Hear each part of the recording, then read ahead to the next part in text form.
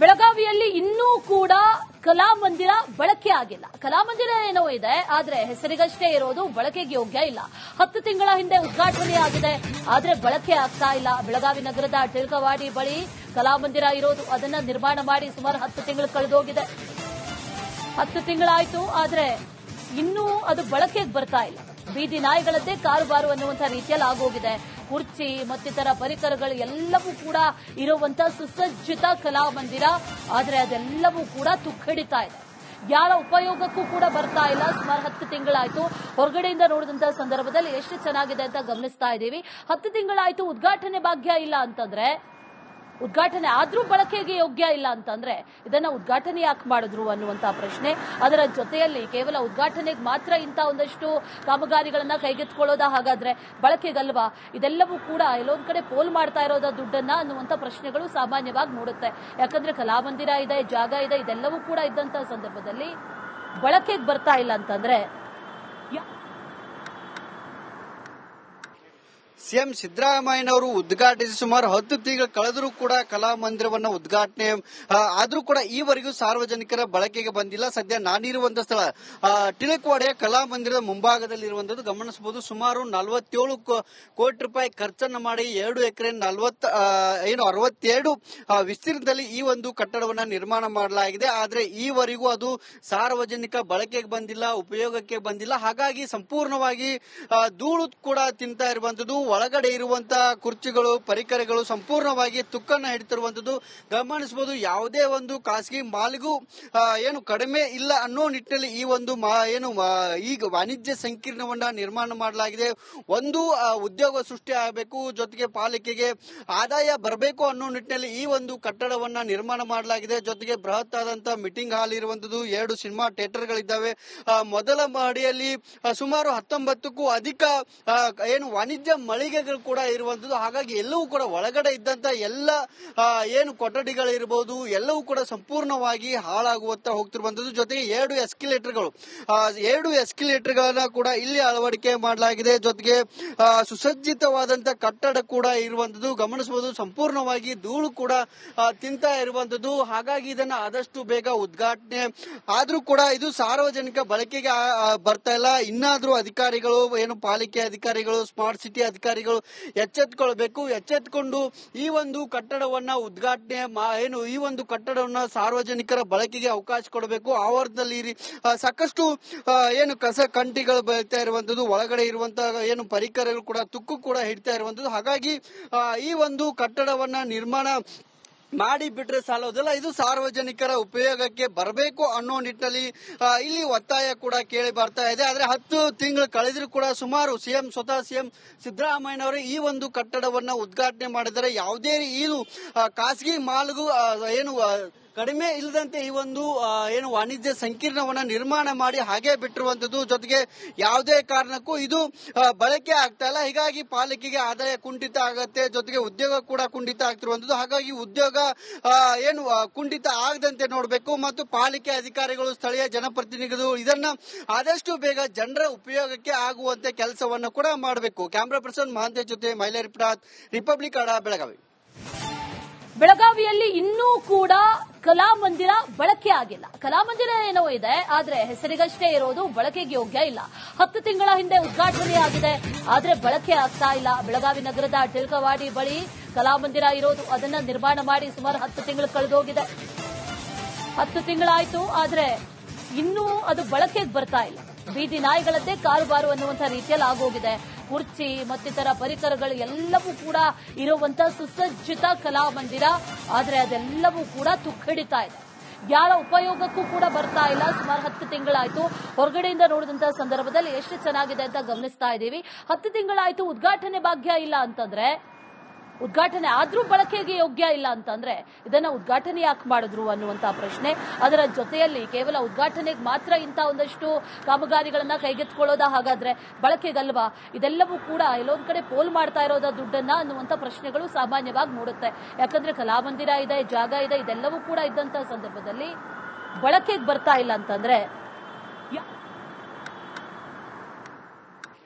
CM ಸಿದ್ದರಾಮಯ್ಯನವರು ಉದ್ಘಾಟಿಸಿ ಸುಮಾರು 10 ತಿಂಗಳು ಕಳೆದರೂ ಕೂಡ ಕಲಾಮಂದಿರವನ್ನ ಉದ್ಘಾಟನೆ ಆದ್ರೂ ಕೂಡ ಈವರೆಗೂ ಸಾರ್ವಜನಿಕರ ಬಳಕೆಗೆ ಬಂದಿಲ್ಲ. ಸದ್ಯ ನಾನಿರುವಂತಹ ಸ್ಥಳ ಟಿಳಕವಾಡಿಯ ಕಲಾಮಂದಿರದ ಮುಂಭಾಗದಲ್ಲಿರುವಂತದ್ದು ಗಮನಿಸಬಹುದು. ಸುಮಾರು 47 ಕೋಟಿ ರೂಪಾಯಿ ಖರ್ಚನ್ನು ಮಾಡಿ 2 ಎಕರೆ 62 ವಿಸ್ತೀರ್ಣದಲ್ಲಿ ಈ ಒಂದು ಕಟ್ಟಡವನ್ನ ನಿರ್ಮಾಣ ಮಾಡಲಾಗಿದೆ. ಆದ್ರೆ ಈವರೆಗೂ ಅದು ಸಾರ್ವಜನಿಕ ಬಳಕೆಗೆ ಬಂದಿಲ್ಲ, ಉಪಯೋಗಕ್ಕೆ ಬಂದಿಲ್ಲ. ಹಾಗಾಗಿ ಸಂಪೂರ್ಣವಾಗಿ ಧೂಳು ಕೂಡ ತಿಂತಾ ಇರುವಂತದ್ದು. ಒಳಗಡೆ ಇರುವಂತಹ ಕುರ್ಚಿಗಳು, ಪರಿಕರಗಳು ಸಂಪೂರ್ಣವಾಗಿ ತುಕ್ಕನ್ನ ಹಿಡಿತಿರುವಂತದ್ದು ಗಮನಿಸಬಹುದು. ಯಾವುದೇ ಒಂದು ಖಾಸಗಿ ಮಾಲಿಗೂ ಏನು ಕಡಿಮೆ ಇಲ್ಲ ಅನ್ನೋ ನಿಟ್ಟಿನಲ್ಲಿ ಈ ಒಂದು ಈಗ ವಾಣಿಜ್ಯ ಸಂಕೀರ್ಣವನ್ನ ನಿರ್ಮಾಣ ಮಾಡಲಾಗಿದೆ.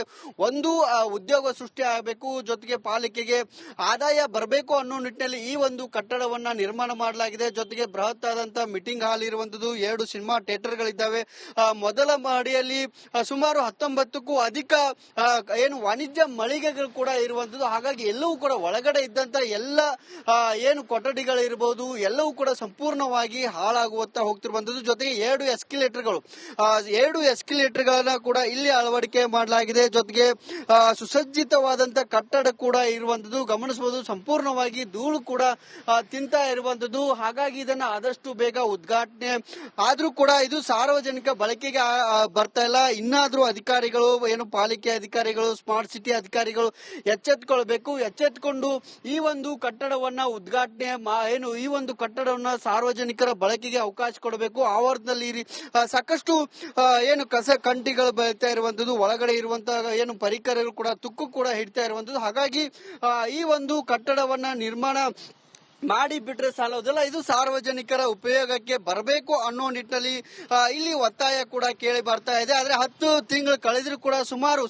ಸ್ವತಃ ಸಿಎಂ ಸಿದ್ದರಾಮಯ್ಯನವರು ಈ ಒಂದು ಕಟ್ಟಡವನ್ನ ಉದ್ಘಾಟನೆ ಮಾಡಿದರೆ ಯಾವುದೇ ಇದು ಖಾಸಗಿ ಮಾಲ್ಗೂ ಏನು ಕಡಿಮೆ ಇಲ್ಲದಂತೆ ಈ ಒಂದು ಏನು ವಾಣಿಜ್ಯ ಸಂಕೀರ್ಣವನ್ನ ನಿರ್ಮಾಣ ಮಾಡಿ ಹಾಗೆ ಬಿಟ್ಟಿರುವಂತದ್ದು. ಜೊತೆಗೆ ಯಾವುದೇ ಕಾರಣಕ್ಕೂ ಇದು ಬಳಕೆ ಆಗ್ತಾ ಇಲ್ಲ. ಹೀಗಾಗಿ ಪಾಲಿಕೆಗೆ ಆದಾಯ ಕುಂಠಿತ ಆಗತ್ತೆ, ಜೊತೆಗೆ ಉದ್ಯೋಗ ಕೂಡ ಕುಂಠಿತ ಆಗ್ತಿರುವಂತದ್ದು. ಹಾಗಾಗಿ ಉದ್ಯೋಗ ಏನು ಕುಂಠಿತ ಆಗದಂತೆ ನೋಡಬೇಕು ಮತ್ತು ಪಾಲಿಕೆ ಅಧಿಕಾರಿಗಳು, ಸ್ಥಳೀಯ ಜನಪ್ರತಿನಿಧಿಗಳು ಇದನ್ನ ಆದಷ್ಟು ಬೇಗ ಜನರ ಉಪಯೋಗಕ್ಕೆ ಆಗುವಂತೆ ಕೆಲಸವನ್ನ ಕೂಡ ಮಾಡಬೇಕು. ಕ್ಯಾಮರಾ ಪರ್ಸನ್ ಮಹಾಂತೇಶ್ ಜೊತೆ ಮೈಲಾ ರಿಪಬ್ಲಿಕ್ ಕನ್ನಡ, ಬೆಳಗಾವಿ. ಬೆಳಗಾವಿಯಲ್ಲಿ ಇನ್ನೂ ಕೂಡ ಕಲಾಮಂದಿರ ಬಳಕೆ ಆಗಿಲ್ಲ. ಕಲಾಮಂದಿರ ಏನೋ ಇದೆ, ಆದ್ರೆ ಹೆಸರಿಗಷ್ಟೇ ಇರೋದು, ಬಳಕೆಗೆ ಯೋಗ್ಯ ಇಲ್ಲ. 10 ತಿಂಗಳ ಹಿಂದೆ ಉದ್ಘಾಟನೆಯಾಗಿದೆ, ಆದ್ರೆ ಬಳಕೆ ಆಗ್ತಾ ಇಲ್ಲ. ಬೆಳಗಾವಿ ನಗರದ ಟಿಳಕವಾಡಿ ಬಳಿ ಕಲಾಮಂದಿರ ಇರೋದು, ಅದನ್ನ ನಿರ್ಮಾಣ ಮಾಡಿ ಸುಮಾರು 10 ತಿಂಗಳು ಕಳೆದೋಗಿದೆ. 10 ತಿಂಗಳಾಯ್ತು, ಆದ್ರೆ ಇನ್ನೂ ಅದು ಬಳಕೆಗೆ ಬರ್ತಾ ಇಲ್ಲ. ಬೀದಿ ನಾಯಿಗಳದ್ದೇ ಕಾರುಬಾರು ಅನ್ನುವಂಥ ರೀತಿಯಲ್ಲಿ ಆಗೋಗಿದೆ. ಕುರ್ಚಿ ಮತ್ತಿತರ ಪರಿಕರಗಳು ಎಲ್ಲವೂ ಕೂಡ ಇರುವಂತಹ ಸುಸಜ್ಜಿತ ಕಲಾಮಂದಿರ, ಆದ್ರೆ ಅದೆಲ್ಲವೂ ಕೂಡ ತುಕ್ಕಡಿತಾ ಇದೆ. ಯಾರ ಉಪಯೋಗಕ್ಕೂ ಕೂಡ ಬರ್ತಾ ಇಲ್ಲ. ಸುಮಾರು 10 ತಿಂಗಳಾಯ್ತು. ಹೊರಗಡೆಯಿಂದ ನೋಡಿದಂತಹ ಸಂದರ್ಭದಲ್ಲಿ ಎಷ್ಟು ಚೆನ್ನಾಗಿದೆ ಅಂತ ಗಮನಿಸ್ತಾ ಇದ್ದೀವಿ. 10 ತಿಂಗಳಾಯ್ತು, ಉದ್ಘಾಟನೆ ಭಾಗ್ಯ ಇಲ್ಲ ಅಂತಂದ್ರೆ, ಉದ್ಘಾಟನೆ ಆದ್ರೂ ಬಳಕೆಗೆ ಯೋಗ್ಯ ಇಲ್ಲ ಅಂತಂದ್ರೆ ಇದನ್ನ ಉದ್ಘಾಟನೆ ಯಾಕೆ ಮಾಡಿದ್ರು ಅನ್ನುವಂತಹ ಪ್ರಶ್ನೆ. ಅದರ ಜೊತೆಯಲ್ಲಿ ಕೇವಲ ಉದ್ಘಾಟನೆಗೆ ಮಾತ್ರ ಇಂಥ ಒಂದಷ್ಟು ಕಾಮಗಾರಿಗಳನ್ನ ಕೈಗೆತ್ತಿಕೊಳ್ಳೋದಾ, ಹಾಗಾದ್ರೆ ಬಳಕೆಗಲ್ವಾ? ಇದೆಲ್ಲವೂ ಕೂಡ ಎಲ್ಲೊಂದ್ ಕಡೆ ಪೋಲ್ ಮಾಡ್ತಾ ಇರೋದ ದುಡ್ಡನ್ನ ಅನ್ನುವಂಥ ಪ್ರಶ್ನೆಗಳು ಸಾಮಾನ್ಯವಾಗಿ ಮೂಡುತ್ತೆ. ಯಾಕಂದ್ರೆ ಕಲಾಮಂದಿರ ಇದೆ, ಜಾಗ ಇದೆ, ಇದೆಲ್ಲವೂ ಕೂಡ ಇದ್ದಂತಹ ಸಂದರ್ಭದಲ್ಲಿ ಬಳಕೆಗೆ ಬರ್ತಾ ಇಲ್ಲ ಅಂತಂದ್ರೆ ಸಿಎಂ ಸಿದ್ದರಾಮಯ್ಯನವರು ಉದ್ಘಾಟಿಸಿ ಸುಮಾರು 10 ತಿಂಗಳು ಕಳೆದರೂ ಕೂಡ ಕಲಾಮಂದಿರವನ್ನ ಉದ್ಘಾಟನೆ ಆದ್ರೂ ಕೂಡ ಈವರೆಗೂ ಸಾರ್ವಜನಿಕರ ಬಳಕೆಗೆ ಬಂದಿಲ್ಲ. ಸದ್ಯ ನಾನಿರುವಂತಹ ಸ್ಥಳ ಟಿಳಕವಾಡಿಯ ಕಲಾಮಂದಿರದ ಮುಂಭಾಗದಲ್ಲಿರುವಂತದ್ದು ಗಮನಿಸಬಹುದು. ಸುಮಾರು 47 ಕೋಟಿ ರೂಪಾಯಿ ಖರ್ಚನ್ನು ಮಾಡಿ 2 ಎಕರೆ 62 ವಿಸ್ತೀರ್ಣದಲ್ಲಿ ಈ ಒಂದು ಕಟ್ಟಡವನ್ನ ನಿರ್ಮಾಣ ಮಾಡಲಾಗಿದೆ. ಆದ್ರೆ ಈವರೆಗೂ ಅದು ಸಾರ್ವಜನಿಕ ಬಳಕೆಗೆ ಬಂದಿಲ್ಲ, ಉಪಯೋಗಕ್ಕೆ ಬಂದಿಲ್ಲ. ಹಾಗಾಗಿ ಸಂಪೂರ್ಣವಾಗಿ ಧೂಳು ಕೂಡ ತಿಂತಾ ಇರುವಂತದ್ದು, ಒಳಗಡೆ ಇರುವಂತಹ ಕುರ್ಚಿಗಳು, ಪರಿಕರಗಳು ಸಂಪೂರ್ಣವಾಗಿ ತುಕ್ಕನ್ನ ಹಿಡಿತಿರುವಂತದ್ದು ಗಮನಿಸಬಹುದು. ಯಾವುದೇ ಒಂದು ಖಾಸಗಿ ಮಾಲಿಗೂ ಏನು ಕಡಿಮೆ ಇಲ್ಲ ಅನ್ನೋ ನಿಟ್ಟಿನಲ್ಲಿ ಈ ಒಂದು ಈಗ ವಾಣಿಜ್ಯ ಸಂಕೀರ್ಣವನ್ನ ನಿರ್ಮಾಣ ಮಾಡಲಾಗಿದೆ. ಒಂದು ಉದ್ಯೋಗ ಸೃಷ್ಟಿ ಆಗಬೇಕು, ಜೊತೆಗೆ ಪಾಲಿಕೆಗೆ ಆದಾಯ ಬರಬೇಕು ಅನ್ನೋ ನಿಟ್ಟಿನಲ್ಲಿ ಈ ಒಂದು ಕಟ್ಟಡವನ್ನ ನಿರ್ಮಾಣ ಮಾಡಲಾಗಿದೆ. ಜೊತೆಗೆ ಬೃಹತ್ ಆದಂತಹ ಮೀಟಿಂಗ್ ಹಾಲ್ ಇರುವಂತದ್ದು, 2 ಸಿನಿಮಾ ಥಿಯೇಟರ್ಗಳಿದ್ದಾವೆ. ಮೊದಲ ಮಹಡಿಯಲ್ಲಿ ಸುಮಾರು 19ಕ್ಕೂ ಅಧಿಕ ಏನು ವಾಣಿಜ್ಯ ಮಳಿಗೆಗಳು ಕೂಡ ಇರುವಂತದ್ದು. ಹಾಗಾಗಿ ಎಲ್ಲವೂ ಕೂಡ ಒಳಗಡೆ ಇದ್ದಂತ ಎಲ್ಲ ಏನು ಕೊಠಡಿಗಳಿರ್ಬೋದು ಎಲ್ಲವೂ ಕೂಡ ಸಂಪೂರ್ಣವಾಗಿ ಹಾಳಾಗುವಂತ ಹೋಗ್ತಿರುವಂತದ್ದು. ಜೊತೆಗೆ 2 ಎಸ್ಕಲೇಟರ್ಗಳನ್ನ ಕೂಡ ಇಲ್ಲಿ ಅಳವಡಿಕೆ ಮಾಡಲಾಗಿದೆ. ಜೊತೆಗೆ ಸುಸಜ್ಜಿತವಾದಂತ ಕಟ್ಟಡ ಕೂಡ ಇರುವಂತದ್ದು ಗಮನಿಸಬಹುದು. ಸಂಪೂರ್ಣವಾಗಿ ಧೂಳು ಕೂಡ ತಿಂತಾ ಇರುವಂತದ್ದು. ಹಾಗಾಗಿ ಇದನ್ನ ಆದಷ್ಟು ಬೇಗ ಉದ್ಘಾಟನೆ ಆದ್ರೂ ಕೂಡ ಇದು ಸಾರ್ವಜನಿಕ ಬಳಕೆಗೆ ಬರ್ತಾ ಇಲ್ಲ. ಇನ್ನಾದ್ರೂ ಅಧಿಕಾರಿಗಳು ಏನು ಪಾಲಿಕೆ ಅಧಿಕಾರಿಗಳು ಸ್ಮಾರ್ಟ್ ಸಿಟಿ ಅಧಿಕಾರಿಗಳು ಎಚ್ಚೆತ್ತುಕೊಂಡು ಈ ಒಂದು ಕಟ್ಟಡವನ್ನ ಉದ್ಘಾಟನೆ ಈ ಒಂದು ಕಟ್ಟಡವನ್ನ ಸಾರ್ವಜನಿಕರ ಬಳಕೆಗೆ ಅವಕಾಶ ಕೊಡಬೇಕು. ಆವರಣದಲ್ಲಿ ಸಾಕಷ್ಟು ಏನು ಕಸ ಕಂಟಿಗಳು ಬೆಳೀತಾ ಇರುವಂತದ್ದು, ಒಳಗಡೆ ಇರುವಂತಹ ಏನು ಪರಿಕರಗಳು ಕೂಡ ತುಕ್ಕು ಕೂಡ ಹಿಡ್ತಾ ಇರುವಂತದ್ದು. ಹಾಗಾಗಿ ಈ ಒಂದು ಕಟ್ಟಡವನ್ನ ನಿರ್ಮಾಣ ಮಾಡಿ ಬಿಟ್ರೆ ಸಾಲೋದಿಲ್ಲ, ಇದು ಸಾರ್ವಜನಿಕರ ಉಪಯೋಗಕ್ಕೆ ಬರಬೇಕು ಅನ್ನೋ ನಿಟ್ಟಿನಲ್ಲಿ ಇಲ್ಲಿ ಒತ್ತಾಯ ಕೂಡ ಕೇಳಿ ಬರ್ತಾ ಇದೆ. ಆದ್ರೆ 10